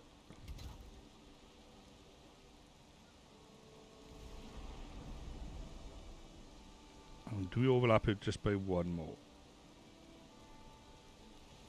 Yeah.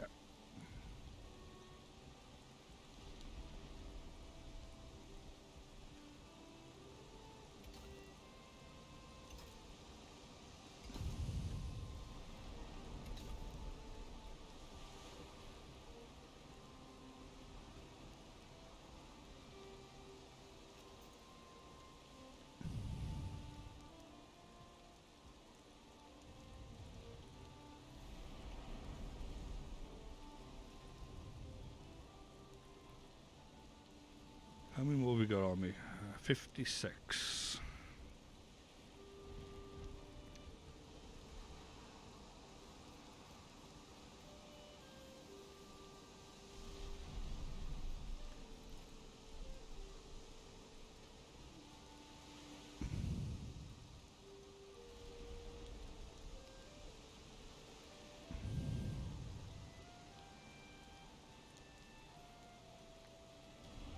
Okay, I need that step ladder again.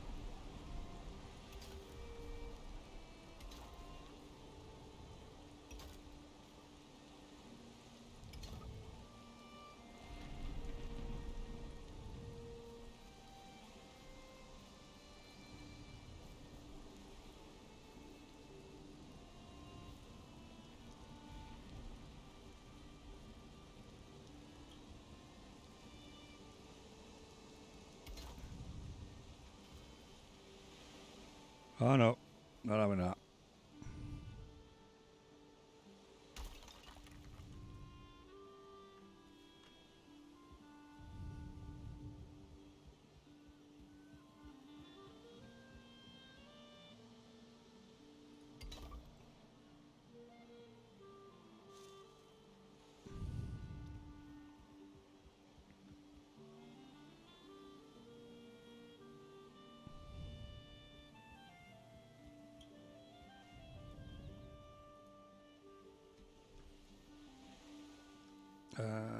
Yeah, I've literally run out of stone now. Okay. Typical. Land on the wrong side.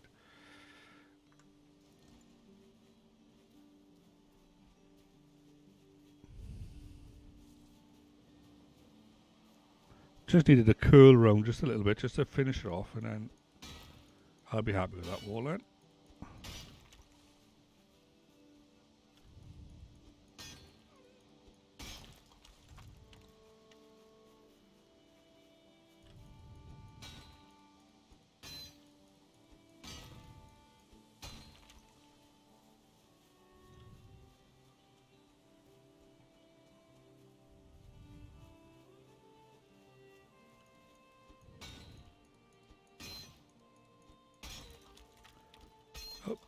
Slipped again, I did. Considering I intended to never mark the ground in this, I keep leaving these big brown patches everywhere. Oh, it's terrible. I have to go back over the the green hoe.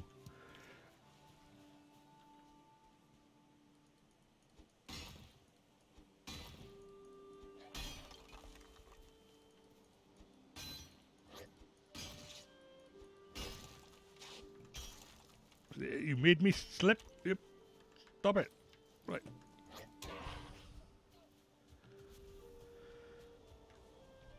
Look what he made me do.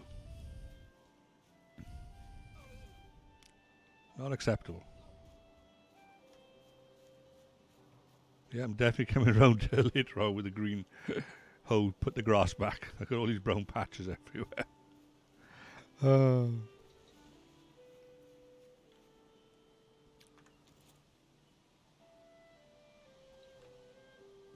Well, that was clever on me.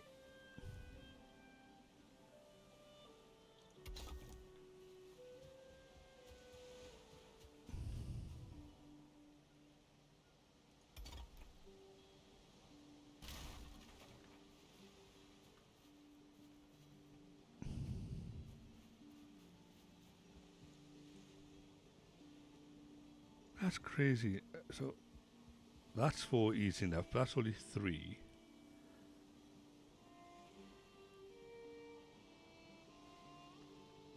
Ah, right. It's because I dropped down 2 there, don't I? Right. I don't drop down 1. I drop down 2. So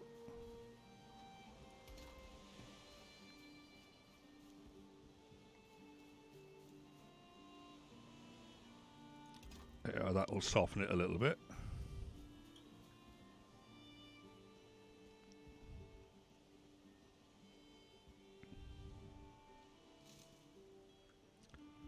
Yeah, I'm dreading putting the wall up around my place. I've been putting it off and putting it off. Right. I'm going to have to do it because I'm constantly under attack. Yeah. Big wall. Well, it's done now for me. The nice thing about stone walls is you can just cut a hole in the middle of them and expand out, and you just go with like a modular design where you just keep adding squares in this direction, squares in that direction, Yeah. as long as they are obviously symmetrical,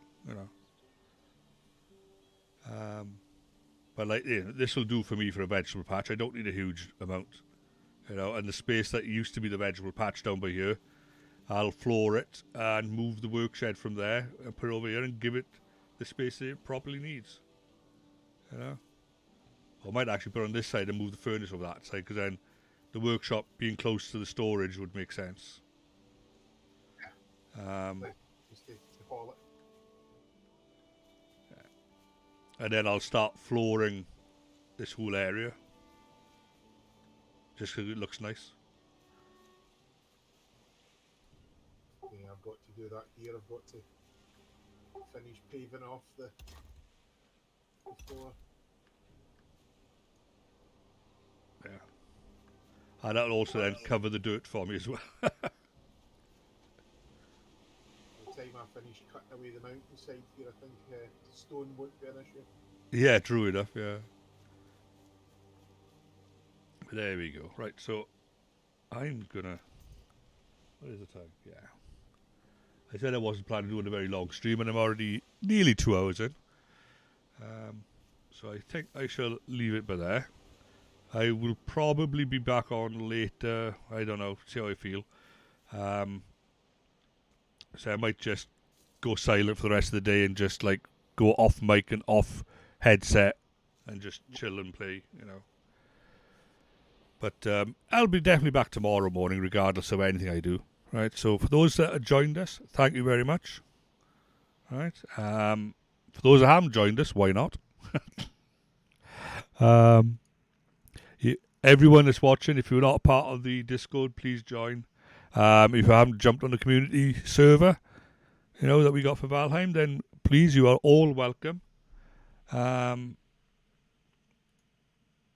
we go. Let me just log out of there. And yeah, just enjoy and chill, and hope to see you all there at some point. But otherwise than that, my English is getting worse, I tell you. I shall say my goodbyes and catch you all probably tomorrow. Okay? Bye for now, Queen. Bye, Burzum. Ta-ra. Bye, Panda. I'll see you in 2 seconds. Bye, Wilson. I'll probably see you around, either that or I'll just troll you as opposed to lurking you. Bye, everyone. Ta-ra.